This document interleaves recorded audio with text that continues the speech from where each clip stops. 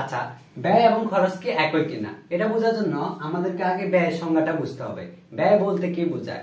ব্যয় হচ্ছে কোনো কিছু অর্জন করার জন্য যে মূল্য বা সম্পদ ত্যাগ করা হয় ওই অংশটাকে ব্যয় বলে।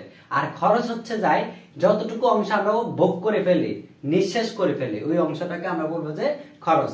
আমরা উদাহরণ হিসাবে একটা উদাহরণ নিয়ে এটা বোঝার চেষ্টা করি। ধরলাম আসবাবপত্র ক্রয় করা হলো, আসবাবপত্র ক্রয় 1,00,000 টাকা।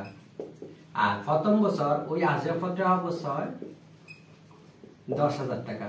এই উদাহরণে আমরা আসবাবপত্রটাকে বলবো হচ্ছে ব্যয়। আর এই আসবাবপত্র ব্যবহার করে আমরা যতটুকু উপযোগিতা শেষ করে ফেলছি, নিঃশেষ করে ফেলছি, যেমন অবশ্যটাকে আমরা বলবো যে খরচ। তাহলে এই উদাহরণ থেকে আমরা বুঝলাম যে ব্যয় এবং খরচ একই না, ব্যয় এবং খরচ সম্পূর্ণ আলাদা। আশা করি সবাই বুঝছো। তো ভালো থাকো। আসসালামু আলাইকুম।